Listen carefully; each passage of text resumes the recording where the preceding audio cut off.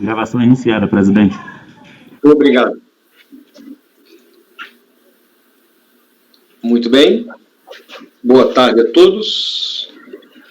Nós vamos dar início, então, à sessão da primeira turma ordinária da 4ª Câmara da primeira sessão de julgamento do CAF, período da tarde do dia 10 de novembro de 2020.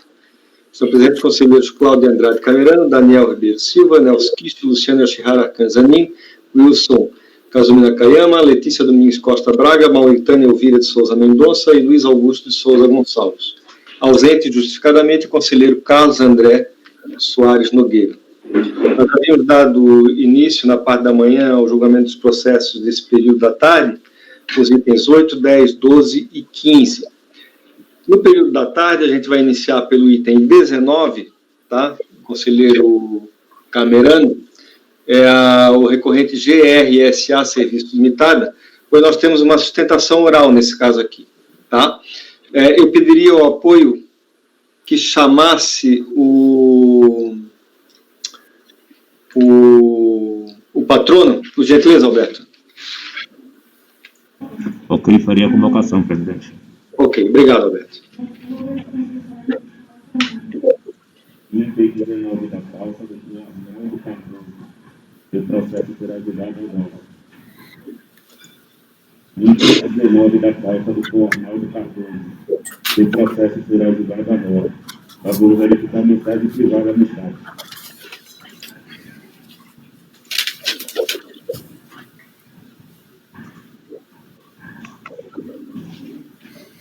Patrono convocado, presidente. Obrigado, Alberto. Vamos aguardar ele entrar na sala.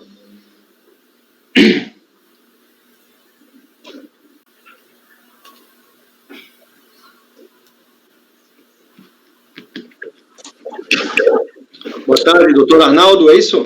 Olá, boa tarde, isso mesmo. Doutor Arnaldo Cardoso Mangueira, OAB Rio de Janeiro 210-646. Exatamente. Seja bem-vindo à nossa sala de reunião, tá ok? Obrigado. Então, vamos diretamente ao julgamento do item 19, conselheiro Cláudio Camerano, recorrente GRSA Serviço Limitado. Com a palavra o relator. Boa tarde a todos.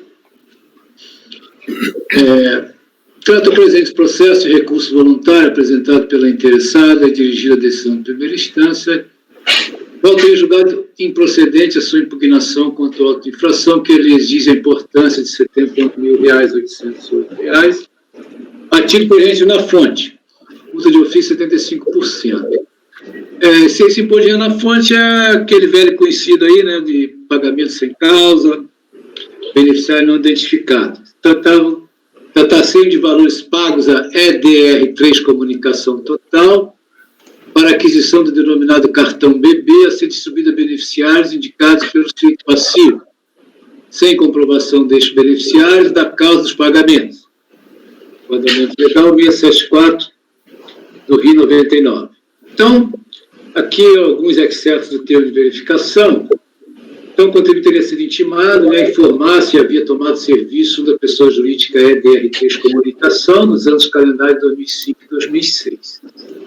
E, se positiva a resposta, informar a natureza dos serviços, apresentar cópia do contrato, das notas fiscais e os comprovantes de pagamento. O contribuinte prestou as suas informações, apresentando o contrato, notas fiscais, comprovantes de pagamento.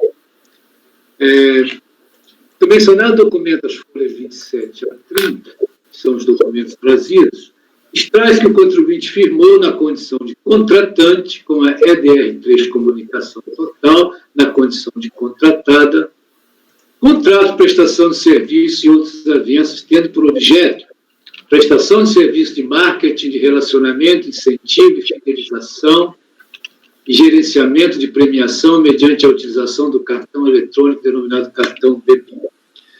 Então, segundo o referido documento, isso aqui são informações trazidas no TVF, no termo fiscal. Então, ele extrai aqui umas cláusulas contratantes. Então, seriam obrigações da contratada fornecer os cartão BB aos beneficiários indicados pela contratante, emitir a nota fiscal de prestação de serviço no valor correspondente ao total da premiação, acrescido do preço de serviços prestados. São obrigações da contratante, no caso a recorrente, né? Acreditar, fornecer a relação contendo os nomes e qualificação dos premiados, contendo os dados necessários para a distribuição dos prêmios, bem como o valor destes e a data definida para seu pagamento. Notas fiscais emitidas pela EDR3 Comunicação Total, apresentados por cópia pelo contribuinte, estão discriminados por tributários e não tributários ISS, respectivamente, os valores descritos como comissão, agência de 6%, conforme cláusula 3ª do contrato, e Exped Card BB, campanha de incentivo. Então, concluir a fiscalização que os valores descritos por tributados correspondem à remuneração dos serviços prestados pela EDR3 Comunicação. Já os valores descritos naquelas notas fiscais como não tributados ISS foram pagos pelo contribuinte, a ADR3 Comunicação Total, para aquisição de cartão denominado cartão BB, a ser distribuído a beneficiários que deveriam ter sido indicados pelo mesmo contribuinte, contratante. Muito bem. Então, foi emitido lá o termo de início do procedimento fiscal, buscando a identificação dos beneficiários daqueles valores descritos por não tributados ISS, bem como sua efetiva distribuição e cumprimento das obrigações tributárias correspondentes. Esgotado o prazo fixado no termo de início, até a presente data, o contribuinte não atendeu à intimação formalizada. Assim, não identificados beneficiários e causa, ficam os pagamentos dos valores descritos como não tributados ISS nas notas fiscais emitidas pela EDR3 Comunicação, devidamente reajustados, sujeito à incidência do imposto sobre a renda na fonte, na forma do artigo 674 e parágrafos do RIF 99. Então, colocou lá os valores, lá nessa tabela aqui, foram os valores, então, que eles consideraram a fim de tributação. Cientificado o lançamento, a interessada apresentou sua impugnação. Eu reproduzo aqui conforme consta a impugnação narrada no relatório da decisão recorrida, por bem sintetizar suas alegações. Então, o contribuinte apresentou a impugnação, dizendo que todos os valores pagos à agência de publicidade, assim foram a título de remuneração por serviço tipo de publicidade, quais sejam essencialmente a organização de eventos de promoção da marca e das atividades da impugnante, quem que pese o contrato originalmente prevê que poderia haver o fornecimento de cartão de premiação, essa possibilidade foi substituída pela prestação de serviços de marketing e relacionamento, que a fiscalização não teria apresentado qualquer prova de que os valores pagos pela impugnante teriam sido usados para aquisição de cartões de premiação a serem fornecidos aos seus beneficiários, ou menos ainda, que tais beneficiários seriam empregados, prestadores de serviço ou colaboradores da impugnante. Uma vez que os valores pagos pela impugnante e a agência de publicidade assim foram a título de remuneração pela prestação de serviços de marketing e relacionamento, deveria ser observado exposto no artigo 651, que prevê incidência de imposto na fonte alíquota de 1,5%. Nesses termos, requeriu a declaração de nulidade do lançamento por violação aos princípios da legalidade. Né? Muito bem. Da decisão recorrida, foi julgada improcedente a impugnação apresentada pelo interessado. No recurso voluntário, basicamente, ela apresenta, na sua essência, os termos que eu acabei de narrar aqui na impugnação, acrescentado, eventualmente, de alguma matéria que iremos a seguir escrever no voto. Então, senhor presidente, como vai haver a sustentação oral, deixo a cargo do patrono, então, os detalhes que entender necessários. É o relatório. Ok, doutor Camerano. Doutor Arnaldo. Boa tarde, colhendo a turma, ilustríssimos senhores conselheiros. Eu vou ser bem sintético na minha exposição, até em complementação ao que já foi exposto pelo ilustríssimo senhor conselheiro relator. A origem desse suposto débito, ele decorre de uma fiscalização que foi realizada pela Receita Federal, a qual se analisou a natureza de alguns serviços que foram prestados pela agência de publicidade EDR3 para recorrente, com relação ao exercício de 2006. Essa fiscalização, ela concluiu que os valores indicados como remuneração pela prestação de serviço, eles não corresponderiam efetivamente a uma prestação de serviços, mas sim a valores que teriam sido pagos para a referida agência de publicidade, a fim de que ela repassasse aos colaboradores da recorrente a título de remuneração indireta, por meio dos chamados cartões de premiação a beneficiários por ela indicados, havendo a incidência nesse sentido da alíquota de 35% do imposto de renda por conta da ausência de identificação desses beneficiários. Em face dessa autuação, a hora recorrente apresentou impugnação, qual foi julgada improcedente. Pois bem, das alegações que foram expendidas para o julgamento de improcedência da impugnação da recorrente, eu gostaria de destacar o seguinte: a decisão recorrida afirma que houve pagamento a beneficiário não identificado nos termos do artigo 674 do Regulamento do Imposto de Renda de 99, também vista que a maior parte dos valores pagos à empresa de publicidade era destinada a terceiras pessoas que não teriam sido identificadas no curso do procedimento de fiscalização, que não houve identificação do motivo para esses pagamentos e que os valores autuados eles não se refeririam ao pagamento da empresa de comunicação propriamente dita pela prestação dos serviços. Pois bem, primeiramente, o acórdão recorrido ele veiculou a cobrança desses supostos débitos de imposto de renda retidos na fonte como se a recorrente tivesse feito pagamento sem causa a terceiros não identificados.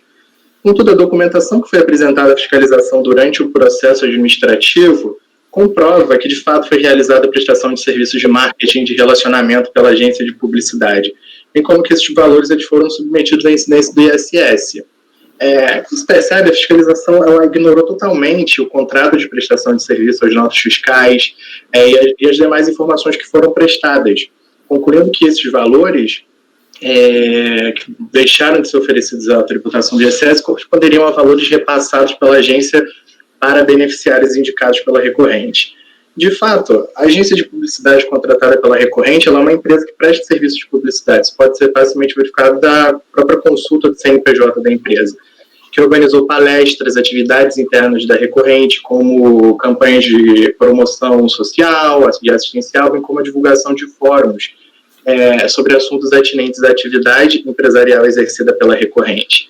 Por outro lado, o auto de infração, hora recorrida, ele não apresentou qualquer prova de que esses valores teriam sido usados para aquisição dos cartões de premiação, e menos ainda que tais beneficiários eles seriam ou estariam de alguma forma vinculados à recorrente.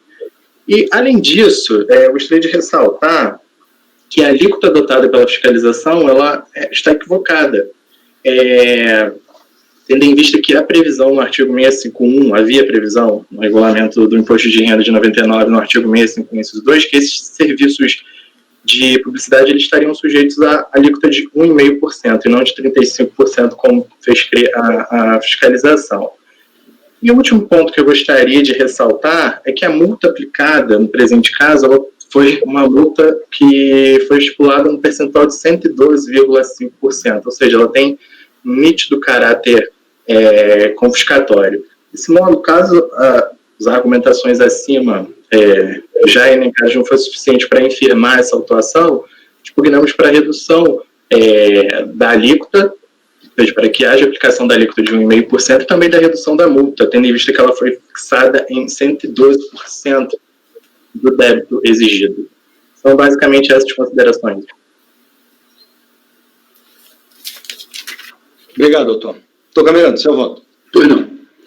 Bom, como eu tinha dito, a recorrente apresentou seu recurso, então ela repete na sua essência argumentos trazidos na impugnação, acrescentando uma longa digressão aí acerca da natureza das agências de propaganda e publicidade.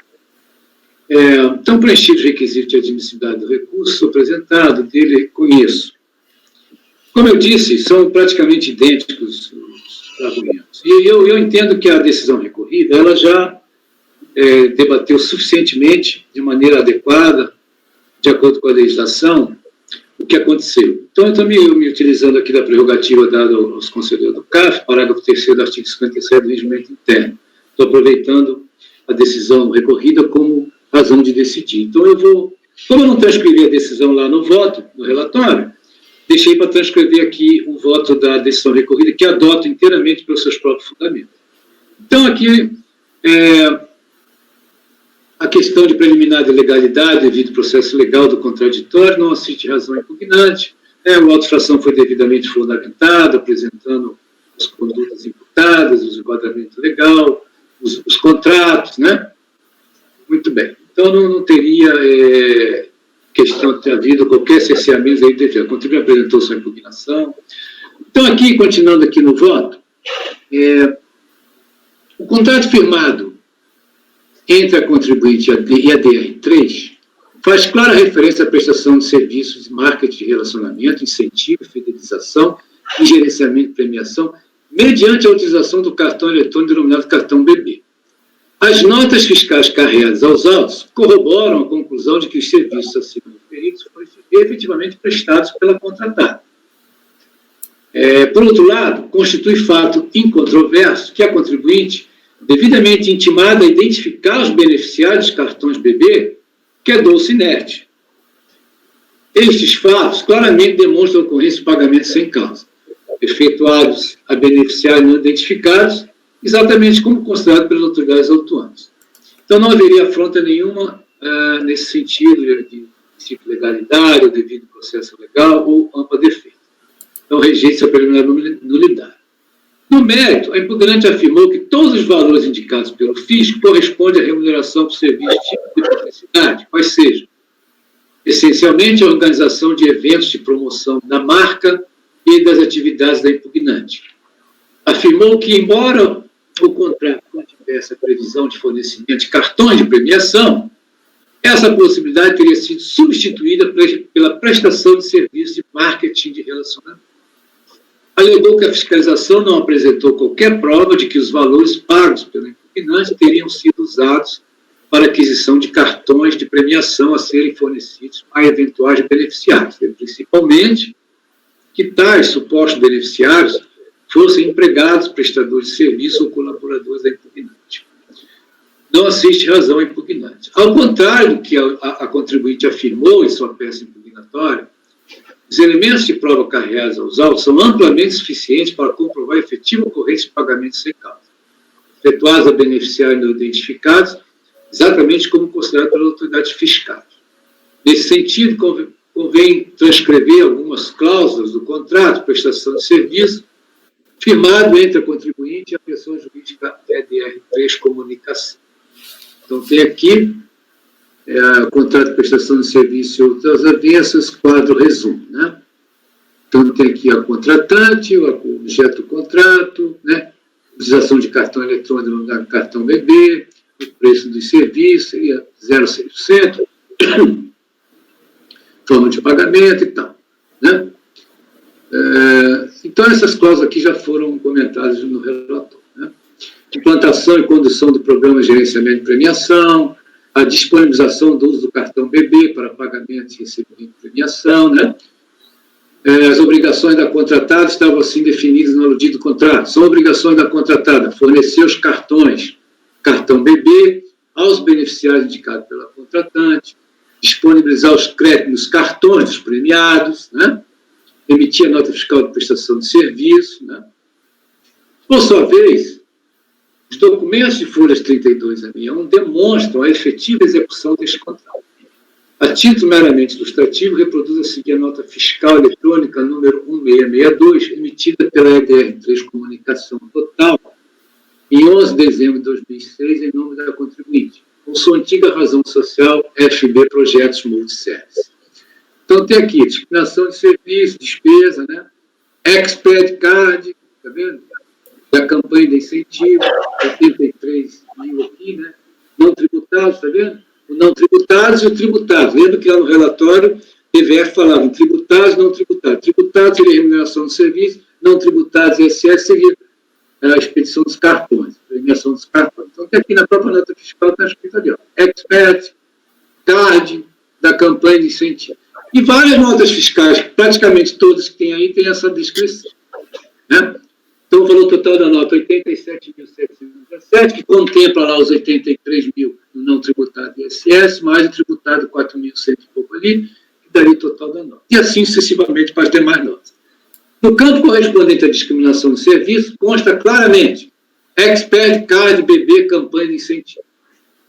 Diante da clareza dessa informação, há figuras totalmente propositadas na alegação da impugnante, no sentido que os valores pagos pelo impugnante à contratante não se referiam ao fornecimento de cartões de premiação expedidos pelo Banco do Brasil. Ressalto que o valor total da citada nota fiscal, que é 87.717, corresponde precisamente ao valor pago pela contribuinte à contratada. Então, tem aqui o depósito identificado entre as contas, o valor que a contribuinte pagou ao contratado, os 87 mil lá, contemplava o quê? Remuneração pelo serviço e os cartões. Convém destacar que, em relação à parcela de 4.177, correspondente à comissão de 5% estabelecida pela EDR3 Comunicação, conforme a cláusula do contrato, houve a devida incidência do ISS, no percentual de 5%, e do imposto relativo na fonte, no percentual de 1,5%, nos exatos termos do artigo 65 do RI 99.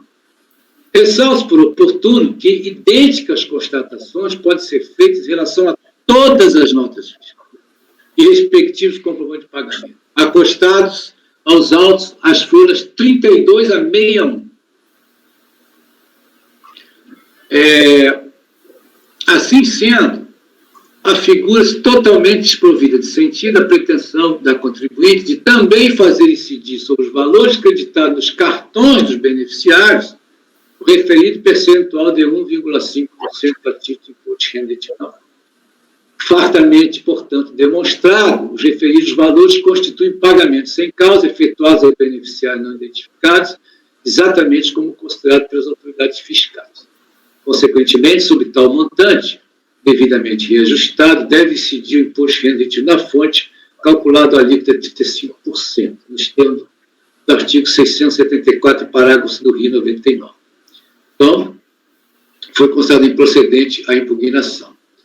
Bom, apenas acrescentei aqui que a recorrente menciona em seu recurso que se poderia diligenciar junto à agência de propaganda, a saber, nesse sentido, se o auto de infração realmente tivesse indícios suficientes para presumir que a recorrente fez tais pagamentos, visando a emissão de tais cartões, deveria ter diligenciado junto à agência de publicidade, ou mesmo oficiado ao operador de cartões que supostamente emitiu cartões, para que essas informações fossem disponibilizadas.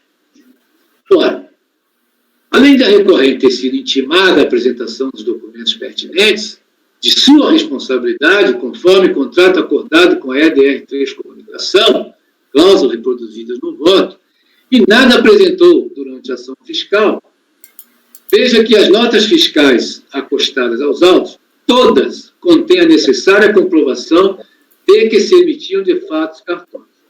Eis a descrição comum a todas as notas fiscais acostadas aos autos. Então, reproduzo aqui uma nota fiscal, prestação de serviço, está vendo aqui?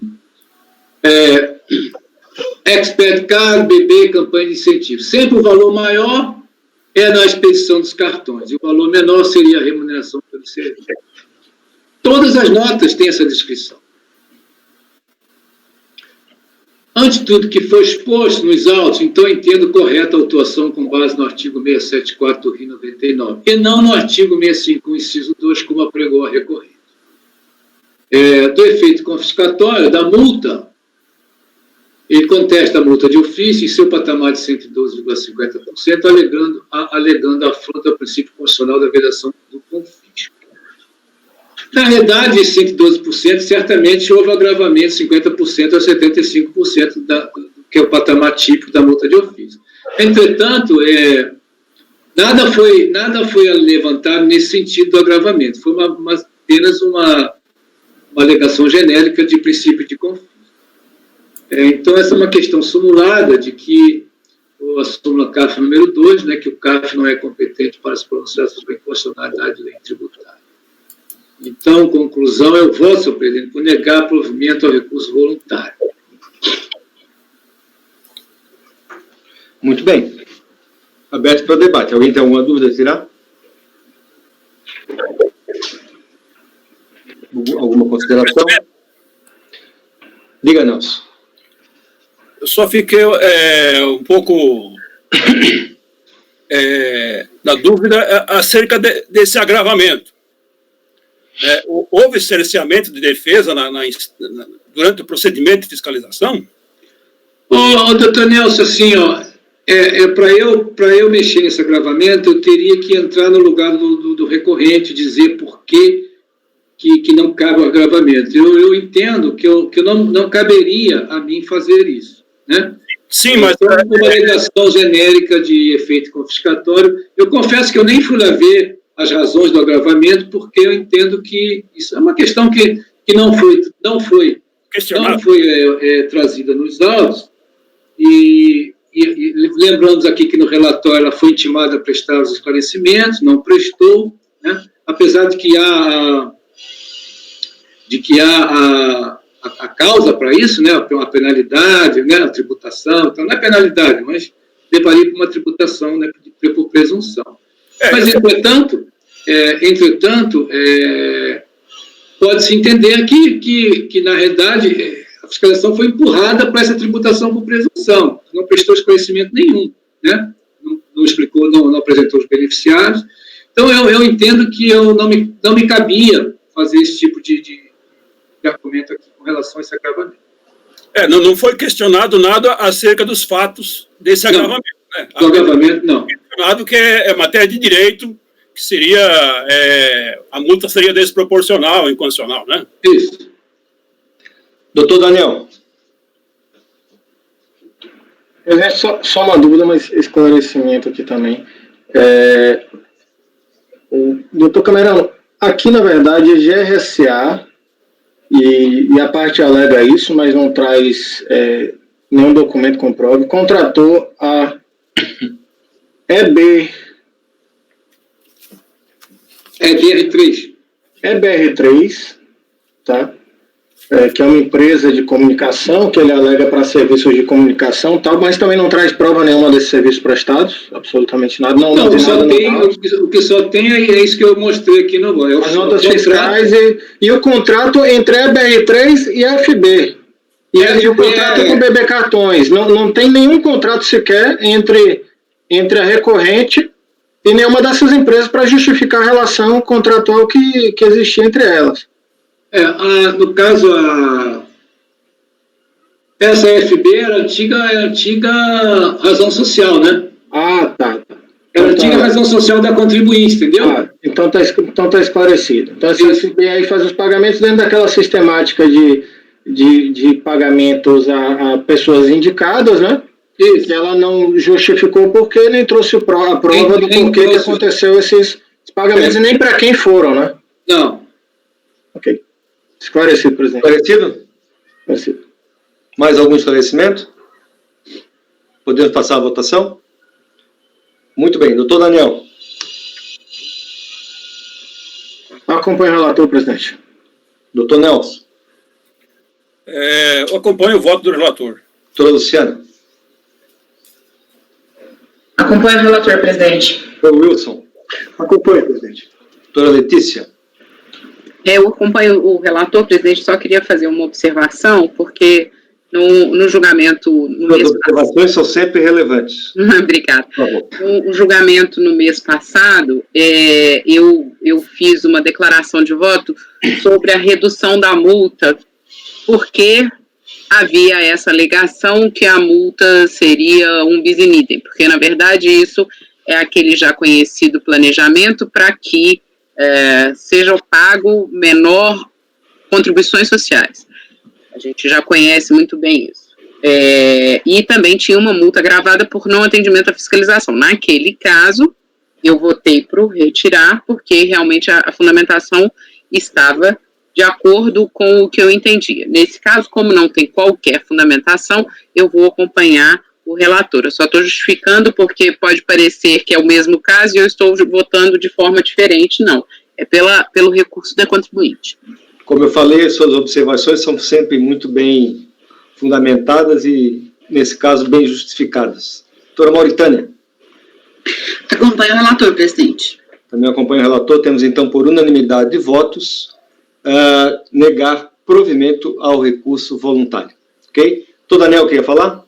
Presidente, é só complementar também para fins de esclarecimento, porque esse caso dos cartões é um caso, para mim, muito peculiar, porque você precisa analisar cada caso. Eu já tive casos em que eu dei provimento a recurso do contribuinte, quando desde o início ele comprovava os destinatários com CPF, data, valores, etc. Tá? Como já neguei provimento, porque não comprova nada, é o caso aqui. A multa, inclusive, parece aqui, ele sequer entendeu o porquê da multa de 112%, que seria um agravamento. Ele simplesmente fala a multa é confiscatória, a multa é abusiva e tal. Ele não entra nem nessa questão de agravamento, tá? Que eu até, pelo que eu vi o processo, eu até acho que não seria caso de agravamento, realmente não. Eu acho que seria multa simples, só que isso não foi questionado. A única alegação é de confiscatoriedade e aplica súmula, então perfeita a decisão aí do relator. Aí também só justificando o porquê do meu acompanhamento do voto.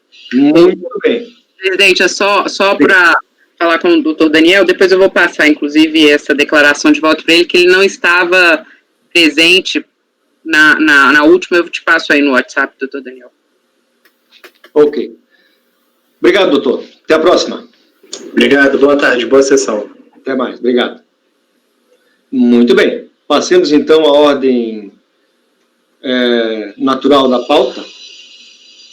Só um momentinho, que meu micro está lento. Não sei porquê, mas enfim. Tá. Então, passemos à ordem normal da pauta. Nós já julgamos o item 8, já julgamos o item 9 foi retirado de pauta, julgamos o item 10, o item 11 foi retirado de pauta, o item 12 foi julgado, o item 13 foi retirado de pauta, o item 14 nós retornamos pela manhã para concluir o julgamento, o item 15 nós já julgamos, então passemos ao item 16. Conselheiro Daniel, Companhia de Tecnologia da Informação e Comunicação do Paraná, Celepar. Com a palavra, relator. Presidente, eu vou tentar também ser breve aqui, até porque eu estou sugerindo novamente uma diligência e vou justificar o porquê. A diligência ela não foi cumprida de forma adequada. Tá? Deixa eu só abrir aqui um segundo. Seria uma segunda diligência, então? Seria uma segunda diligência.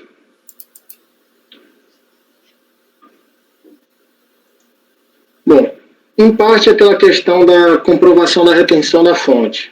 Tá? A DRJ adotou aquele entendimento que a gente já restou superado, já existe súmula nesse sentido, dizendo que o comprovante de rendimentos anual não é o único documento hábil para comprovar as retenções na fonte. Tá? A DRJ foi pelo caminho de que esse era o documento hábil e ele não trouxe prova.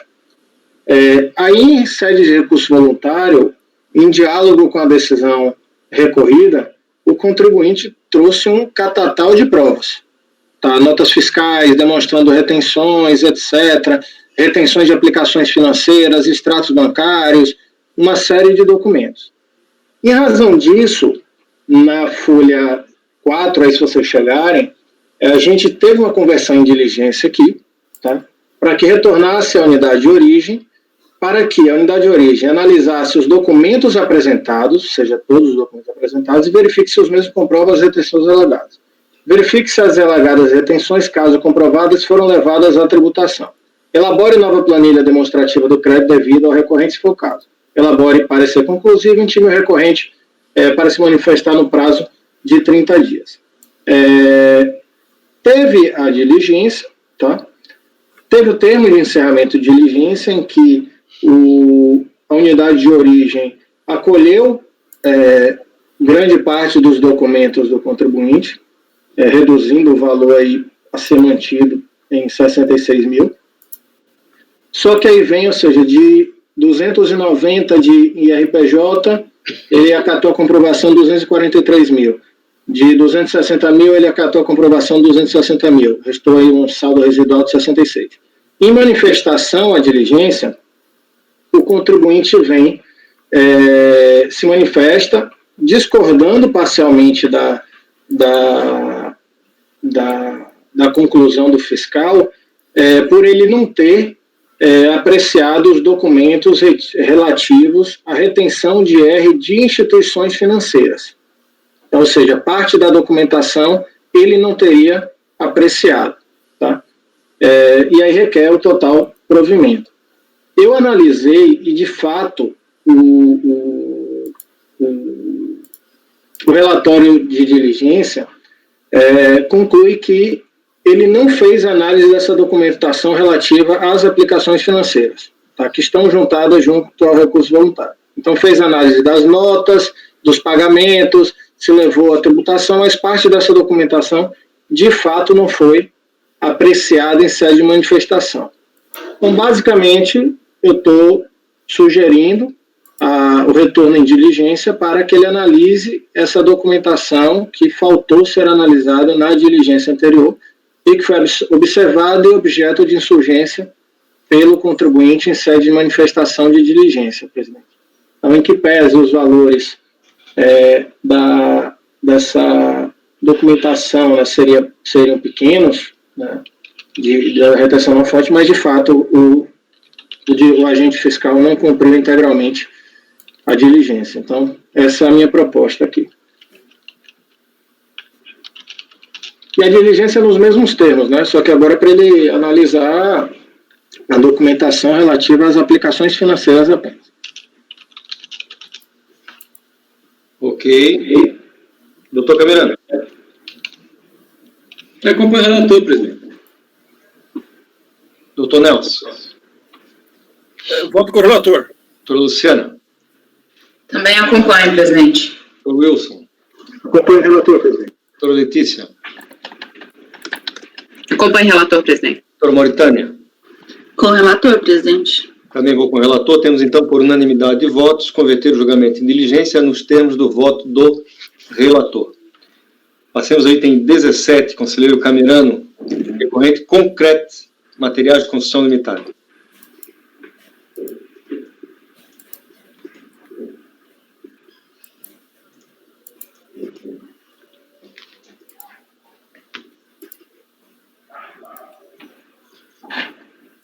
Estou abrindo aqui, senhor presidente. Ok.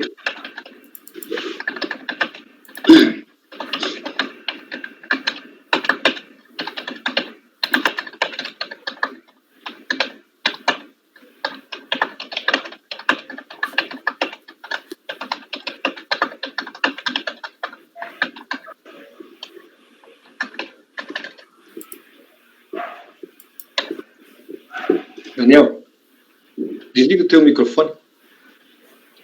Que eu, no digitar aqui, está passando tudo por vídeo, tá? Eu, às vezes, incorro no mesmo erro, mas, enfim. Começar, presidente. Uma coisa é a gente se tocar, né? Outra coisa é a gente verificar o outro fazendo.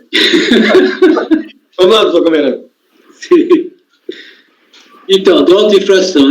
Foi levado à auto-infração, né, que exige aqui a importância de pouco mais de 1 milhão de unidades de imposto de renda, pessoa jurídica, no calendário de 2010, referente ao 4º trimestre de 2010. Lucro real trimestral, também lançaram contribuição social 4º trimestre. Então, aqui na descrição dos fatos, do lançamento de RPJ, então diz o seguinte aqui.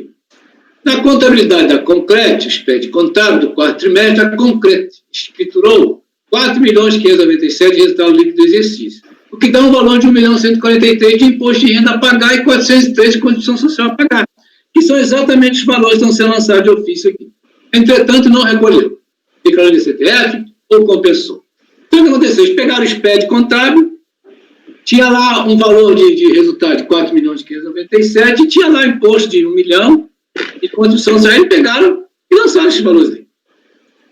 No termo de iniciação fiscal, foi solicitada a apresentação de livro de apuração de CMS, livro de central de saída e tal, onde consta também que informamos que iremos acessar a sua extração contábil digital integrante do SPED referente aos anos calendário 2010 e 2020. Com base neste balancete, efetuou o lançamento de imposto de renda e condição social. Então, aqui, ó, esse balancete aqui, ó, você pode observar que o CMV aqui, ó, 732.705 é o custo das mercadorias vendidas. E tinha apresentado um lucro operacional de 4.500, isso aqui é um balancete. Aí eles tributaram com base nesses valores aqui. Na impugnação, a recorrente disse, olha, esse SPED ele contém um vício material, pois, na realidade, a empresa apresentou prejuízo no período, conforme demonstração de resultado que ora apresenta, que teria havido um procedimento indevido do SPED, notadamente no CMV. Então, reproduzo aqui as palavras da interessada. De tal modo, assistindo atentamente ao relatório, verifique-se que a diferença significativa está na conta de custos de mercadorias vendidas, sendo que, por meio do SPED contábil, consta o valor de 732 mil, quando, na verdade, o valor correto é de 5.400. Então, o fato da exposição no SPED existir como uma possível verdade, no entanto, não poderá ser mantido diante do flagrante equívoco de seu preenchimento. Eis que, por um simples comparativo, percebe-se que o lucro aventado de 4.597 sobre uma receita bruta operacional de 6.567 importa uma fabulosa margem de lucro de 70%.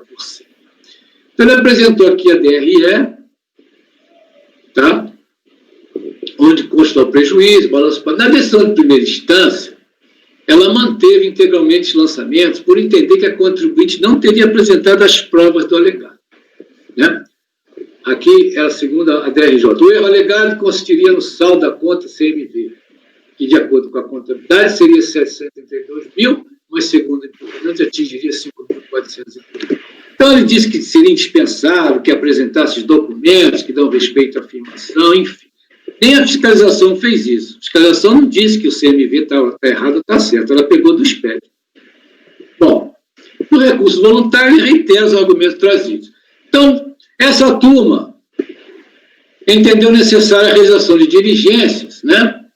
Por entender que a fiscalização poderia ter feito uma intimação para devida explicação de por que não foi feito o recolhimento de imposto, né? Se havia resultado positivo no quarto trimestre de 2010, conforme acusava o SPED em que se baseou a investigação. Por entender que a DRJ ignorou o novo demonstrativo contábil trazido apenas porque a recorrente não teria apresentado o equívoco na apuração do CMV. Por entender que estamos diante de um impasse entre dois demonstrativos que só poderia ser resolvido por meio de verificações junto à contabilidade da contribuinte, o julgamento presente do processo foi convertido em diligência, conforme a resolução desta turma ordinária, em sessão de 10 de dezembro de 2019, para que a autoridade fiscal competente da unidade de origem atestasse a veracidade do CMV, apurado pela recorrente da ordem 5.402, elaborando o relatório conclusivo e apresentando seus efeitos do lançamento tributário. Muito bem. Atendido o demandado na referida resolução, assim se pronunciou a autoridade diligenciadora. Então, aqui é o resumo do relatório da unidade lá, né? É necessário esclarecer que o objeto desta diligência é identificar qual o CMV escriturado pelo sujeito passivo, né? Em relação ao quarto trimestre de 2010.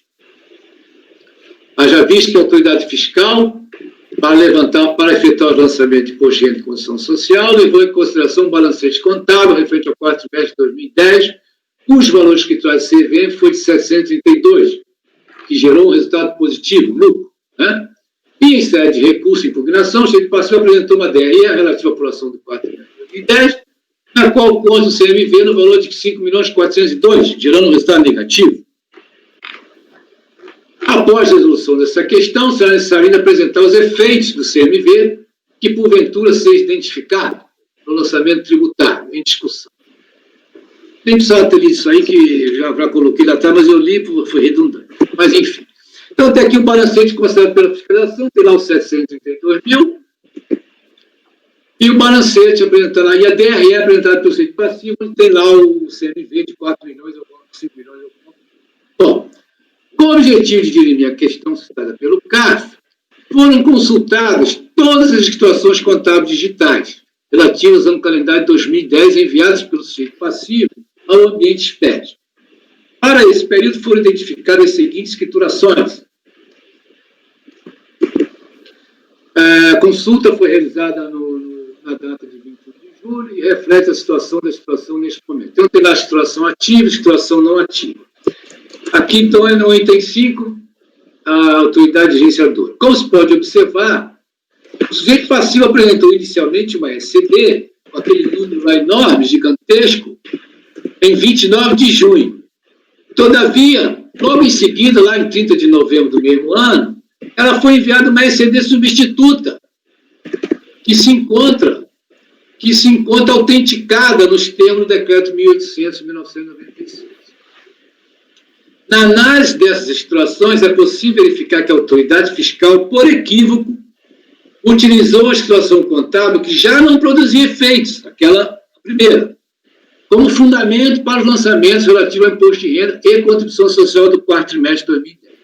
Posto que essa situação foi substituída em 30 de novembro de 2011, corrigindo o valor do CMV de 732 para 5.402, antes mesmo do início do procedimento fiscal em questão, cuja data início foi lá em 28 de maio de 2013. Lá em 2011, ele já tinha alterado a SCD. Assim, para melhor esclarecimento, o balancete contábil referente ao quarto trimestre de 2010, cujo valor escriturário de CMV foi de 702 mil, e que foi utilizado pela autoridade fiscal, faz parte de uma SCD substituída. E desde essa data não está mais ativa na base de dados do SPED, não sendo capaz de produzir. Em contrapartida, a DRE, relativa à apuração do quarto trimestre de 2010, na qual consta o CMV no valor de 5.402.000, pertence à SCD substituta. Essa escrituração encontra-se ativa na base de dados do SPED, foi considerada autenticada. Diante disso, com base na SCD autenticada, o CMV apurado pelo sujeito passivo em sua contabilidade, no quarto trimestre de 2010, foi de 5.402.262. Cabe ressaltar por oportuno que a autoridade fiscal responsável por esta diligência considera, nesse momento, descabida a análise documental que deu suporte ao CMV escriturado pelo sujeito passivo, haja vista que os lançamentos não alcançaram essa análise, realmente não alcançaram essa análise, mas tão somente os valores escriturados da SCD, que já havia sido substituída e que, por equívoco, foi considerada como válida. Assim, levando-se em consideração a SCD ativa, o sujeito passivo apurou um resultado negativo de R$ 3.657 no período em questão. Além disso, considerando a DIPJ relativa no calendário de 2010, enviada em 24 de 11 de 2011, antes do início do procedimento fiscal, o sujeito passivo apurou um lucro real negativo de R$ 3.657 e uma base de cálculo da contribuição social também negativa, que são condizentes com as informações escrituradas na SCD, não havendo, portanto, imposto de renda ou contribuição social a pagar no quarto período. Conclusão. Após analisar as contabilidades apresentadas pelo sujeito passivo ao SPED, considerando os questionamentos referentes à resolução do CARF, conclui-se que o CMV escriturado pelo sujeito passivo em sua contabilidade, SCD, autenticada e ativa no ambiente SPED, foi de 5.402.262 no quarto trimestre de 2002. E com base nessa SCD, o sujeito passivo teve resultado negativo, tanto de imposto de renda quanto de condição social. Né? Muito bem. Então, apurou-se então que não existe nada de imposto nem contribuição social a pagar nesse processo, senhor presidente. Então, agora, partindo para o voto aqui, então, senhor presidente, o impasse entre os demonstrativos contábeis foi devidamente elucidado nas diligências realizadas, onde ficou constatado que a fiscalização teria sido utilizada de dados contábeis, no caso de CMV, informados em SCD, que havia sido substituída por outra SCD, autenticada e ativa no ambiente SPED, conforme destacado no relatório da autoridade diligenciadora reproduzido neste voto. Então, eu reproduzo a conclusão do criterioso trabalho da autoridade diligenciadora aqui. Então, eu reproduzi aqui o que eu já li para vocês, né? Então, senhor presidente, foi constatado que o quarto trimestre de 2010, que é o objeto do lançamento, estampava resultados negativos, tanto em imposto de renda quanto em condição social, devendo-se, portanto, cancelar as exigências do imposto de renda e condição social, ora lançadas de ofício. É um voto para dar provimento ao recurso voluntário para cancelar as exigências dos autos de infração de imposto de renda e de condição social. Muito bem, doutor Camerano. Alguém tem alguma consideração a fazer, alguma dúvida a tirar? Passemos à votação, então. Doutor Daniel. Com relator, presidente. Doutor Nelson. Acompanho o voto do relator. Doutora Luciana. Acompanho o relator, presidente. Doutor Wilson. Acompanho, presidente. Doutora Letícia. Acompanhe o relator, presidente. Doutora Mauritânia. Com o relator, presidente. Também acompanho o relator. Temos, então, por unanimidade de votos, dar provimento ao recurso voluntário para cancelar as exigências dos autos de infração de RPJ e CSL. Passemos, então, à análise agora do item 18 da minha relatoria, recorrente a Camargo Artes Gráficas Limitada.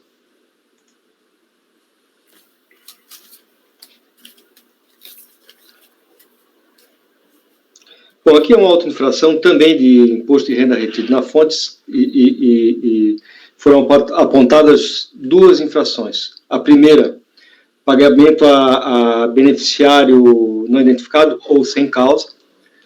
E a segunda, falta de retenção e recolhimento de imposto de renda pagos, que deveria ter sido pago sobre rendimentos pagos a uma outra pessoa jurídica. Tá? Eu vou direto lá para o voto, por favor. Bom, a fiscalização identificou duas infrações, então, como eu acabei de colocar. A primeira é de pagamento a beneficiário não identificado ou sem causa, tá? A primeira infração apontou dois pagamentos, um de R$210 mil e outro de R$10 mil, contabilizados com histórico de despesa com manutenção do processo, para os quais não foram apresentadas provas a respeito de sua causa ou a natureza da operação a que se refeririam. Vejam como se manifestou a respeito da fiscalização no relatório de descrição dos fatos, as folhas 13 e 34. Em suma, o que nós vamos tratar daqui para frente é só questão de prova, tá? Então, o que diz a fiscalização? Apesar de regulamento intimado, em 17 de setembro de 2008, a entregar o comprovante das despesas escrituradas no calendário de 2005, de manutenção de processo, de R$210 mil, através do termo de intimação fiscal, e de ter o prazo para atendimento até o dia 22 de setembro, prorrogado por 2 vezes, primeiramente para o dia 10 de outubro e após para o dia 23 de outubro, conforme despachos de folhas tais, a empresa fiscalizada não apresentou, conforme se confirma através de sua correspondência à folha 58, passando a fiscalização a considerar esse pagamento como pagamento a beneficiário não identificado, não tendo sido apurada pela fiscalização a operação e ou a causa que deu origem ao pagamento dessa importância, paga ou recursos entregues a terceiros sem comprovação da origem ou sua causa, cujo rendimento foi considerado líquido, cabendo o reajustamento da base de cálculo fonte, conforme a seguir descrevemos. A segunda infração refere-se à falta de recolhimento de fonte incidentes sobre pagamentos efetuados a outra pessoa jurídica, no caso, o pagamento de R$630 mil, pagos a título de honorários advocatícios. Veja a manifestação da autoridade fiscal. O que ela diz? Imposto de renda retido na fonte, alíquota de 1,5%, a título de pagamento de serviços prestados por pessoas jurídicas a outras pessoas jurídicas pela prestação de serviços efetuados em 30 de dezembro de 2005, caracterizadamente de natureza profissional, sob o valor de R$630 mil, conforme nota fiscal número tal. Tá? E escriturado da seguinte forma: a débito da conta honorários advocatícios, cuja contrapartida a crédito é Caixa e Bancos. Tá? Então, a nota fiscal, folha 54, foi nos entregue pelo fiscalizado em 4 de setembro de 2008, conforme termo de recebimento de documentos, folha 125. Aliás, termo de recebimento de documentos número 12508, a folha 53. De acordo com a correspondência da empresa fiscalizada, consta a folha 59, carta de correção dos dados do tomador de serviço, passando de Coriolano Morato Ferraz Meirelles, que era o incorreto, para Camargo Artes Gráficas Limitada, sujeito passivo dessa ação fiscal. A decisão recorrida, aí eu falando, né? A decisão recorrida negou o provimento à impugnação em relação ao mérito da autuação, haja vista, fundamentalmente, não ter a recorrente apresentado as provas, seja dos recolhimentos do tributo a que estava sujeita, seja da identificação dos beneficiários ou da causa dos respectivos pagamentos. Vejam esse excerto da decisão recorrida que nos interessa. Tá? Aí eu juntei aí e faço as minhas considerações abaixo. O recurso voluntário repete literalmente as mesmas razões já expendidas quando da impugnação, não acrescendo nada, em termos probatórios, que pudesse infirmar as conclusões tomadas pela decisão recorrida. Mas vamos por partes. Primeiramente, as alegações da recorrente de que o valor de 210 mil teria origem de despesas com o processo judicial da qual é parte, a título de custas, taxas, ofícios, perícias, publicações, etc., sem o respaldo de qualquer documento comprobatório, não são suficientes para infirmar o lançamento respectivo. Ficou só na base das alegações, tá? Referiam-se a esse tipo de despesa, mas não juntou nada. São meras alegações que poderiam ter sido comprovadas facilmente, seja por acesso aos respectivos autos, judiciais, no caso, seja por requisição ao próprio patrono da causa, que normalmente, pelo menos seria desejável, guarda a cópia de todos os atos processuais, bem assim dos comprovantes de despesas dos respectivos atos. A própria contribuinte, ao desembolsar a quantia de 210 mil reais, que certamente não é irrisória, deveria ter o cuidado necessário em documentar tais desembolsos, mas, ao que parece, não tomou as medidas necessárias para tanto. Oportunidade não faltaram à recorrente para buscar as provas necessárias, haja vista que foi intimada pela autoridade fiscal mais de uma vez para tanto. A própria autoridade fiscal concedeu-lhe 2 prorrogações de prazo para a apresentação dos documentos solicitados. Poderia ter trazido documentos juntamente com a impugnação, ou mesmo quando da apresentação do recurso voluntário, mas não o fez. Não é suficiente a alegação de que, abre aspas, em um processo judicial onde se discute montante da ordem de 9 milhões, é natural que despesas com custas, taxas, emolumentos, perícias, leilões, certidões atinjam tal montante que tais comprovantes estejam adequadamente em cartaz do processo judicial. Fecha aspas. Ora, se é natural que tais comprovantes estejam adequadamente encartados no processo judicial, conforme disse a recorrente, por que não trouxe aos autos os respectivos documentos, mesmo após mais de 12 anos da data do lançamento? Assim, mantém a decisão recorrida no ponto por seus próprios fundamentos. Em relação ao pagamento de 630 mil reais, destinado ao pagamento de honorários advocatícios à Sociedade de Advogados Antônio Carlos de Paula Ramos, alega a recorrente que, quando do pagamento, a nota fiscal emitida pelo prestador de serviço constava como destinatário da prestação uma pessoa física, justamente o sócio da recorrente, no caso aqui, né, o senhor Coriolano Morato Ferraz Meirelles. Por este motivo, alega que não caberia a retenção e a obrigatoriedade do pagamento do fonte. Lê de engano, haja vista que o serviço tinha como destinatário justamente a contribuinte, o que restou demonstrado em seus assentamentos contábeis na própria carta de correção da respectiva nota fiscal.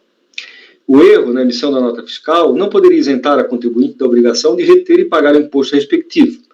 Tanto é assim que realizou os lançamentos corretos em sua própria contabilidade, indicando histórico nos livros Diário e Razão que não deixa dúvidas em relação à natureza, tomador e destinatário do pagamento. Neste ponto, também mantém a decisão recorrida em toto.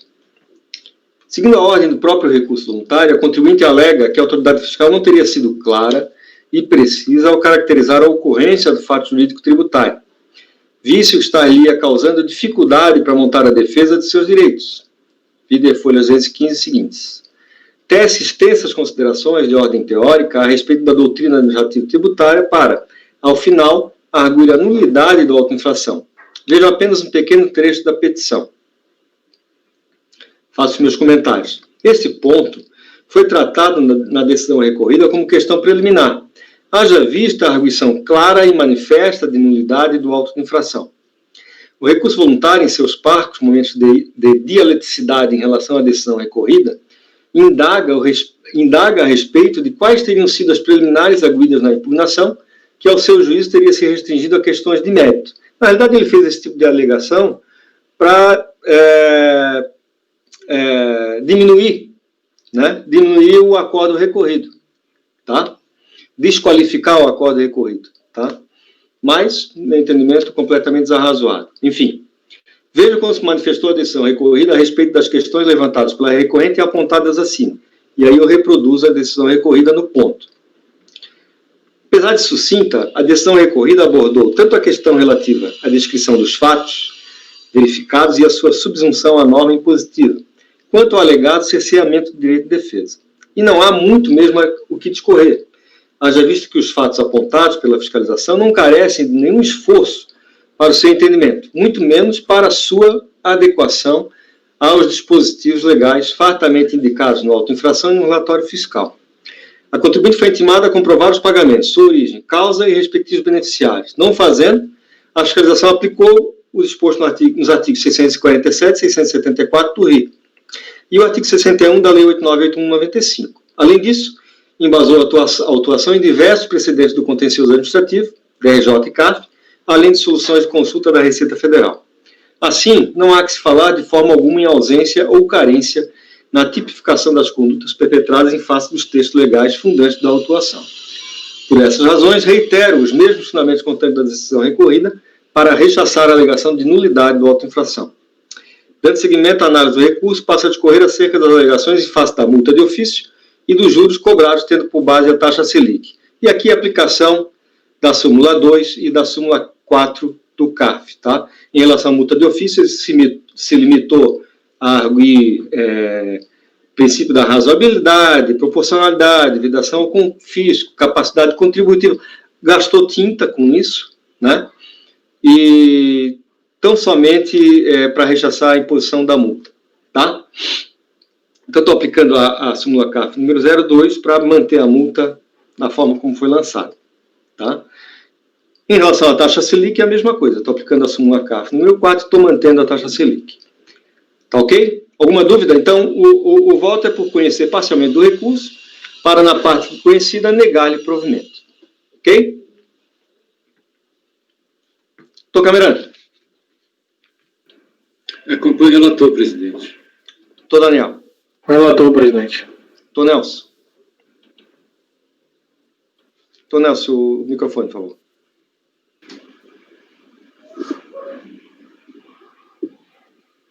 Ainda não ouço, Nelson. O microfone está desligado ainda. É que tem que ficar registrado na gravação, tá? Desculpa. Acompanho o voto do relator. Ok, obrigado, doutor Nelson. Doutora Luciana. Também acompanho o voto do relator, presidente. Doutor Wilson. Acompanho o relator, presidente. Doutora Letícia. Acompanho o relator, presidente. Doutora Mauritânia. Acompanho, presidente. Então, temos por unanimidade de votos conhecer parcialmente do recurso para, na parte inconhecida, negar-lhe provimento. Ok? Passemos, então, ao item 19 já foi julgado. Item 20, conselheira Letícia. Companhia de Gás do Ceará, Cegas.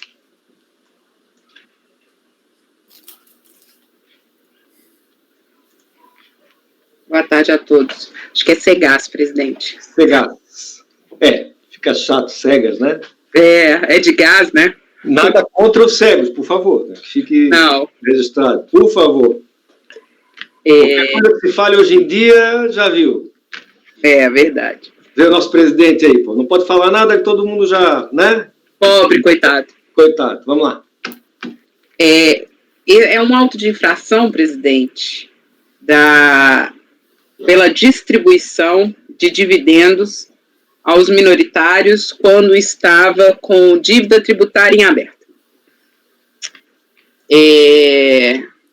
Então, é uma multa que não tem qualquer outra, não tem tributo em aberto, enfim. E aí, basicamente, presidente, no caso, a legislação de 1964, quando ela, já passando ao voto até, porque eu não sei se os senhores tiveram oportunidade, eu não tinha julgado essa matéria anteriormente, mas para mim ficou muito claro, quando essa lei passou em 1964, o presidente, à época, Castelo Branco, salvo engano, ele vetou um pedaço dessa legislação aonde havia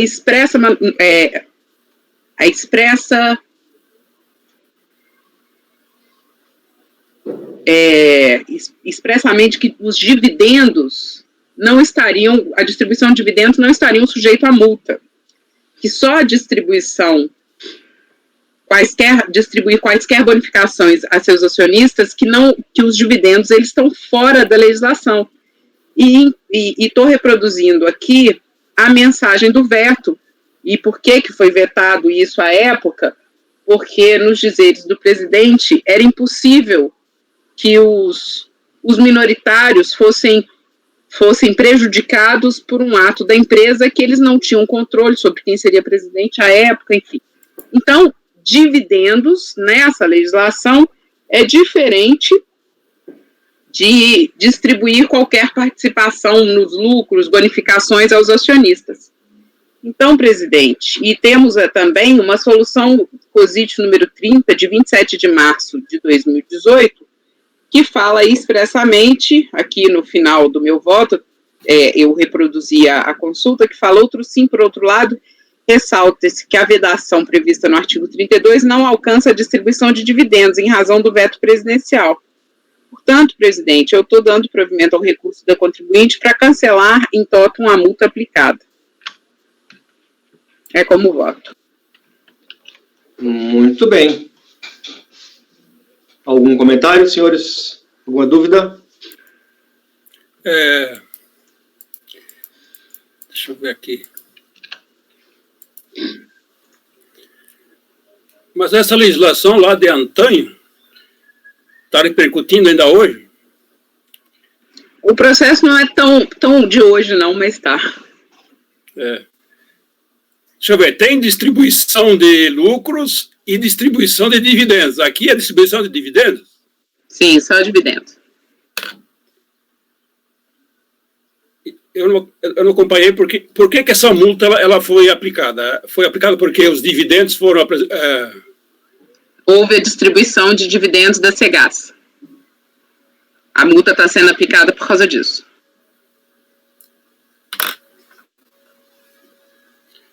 E ela não teria essa faculdade de distribuir esses dividendos?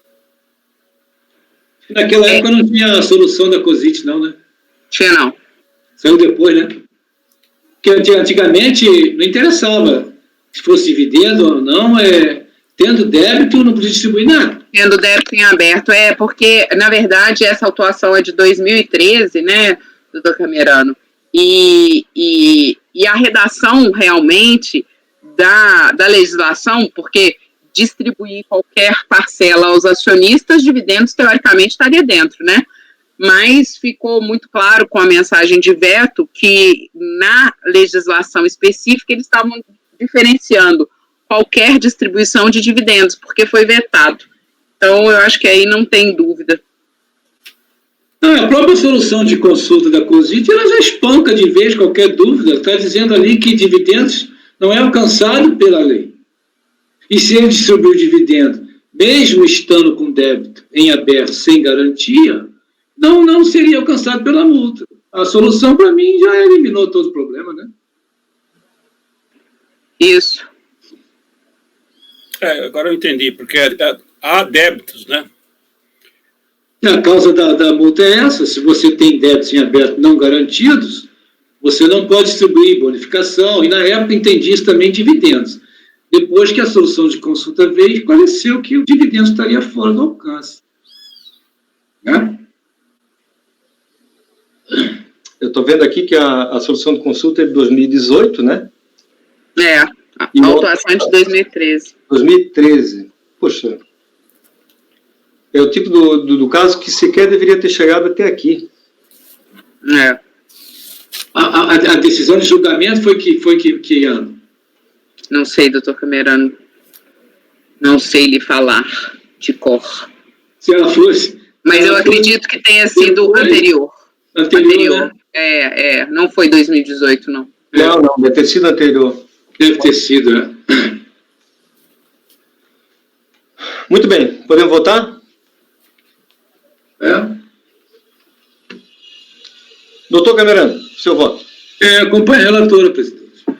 Doutor Daniel. Com a relatora, presidente. Doutor Nelson. Eu voto com a relatora. Doutora Luciana. Com a relatora, presidente. Doutor Wilson. Com a relatora, presidente. Doutora Mauritânia. Com a relatora, presidente. Também voto com a relatora. Temos, então, por unanimidade de votos, dar provimento ao recurso voluntário para cancelar a multa aplicada. Tá ok? Bom, item 20, item 21 saiu de pauta, foi retirado de pauta, assim como o item 22.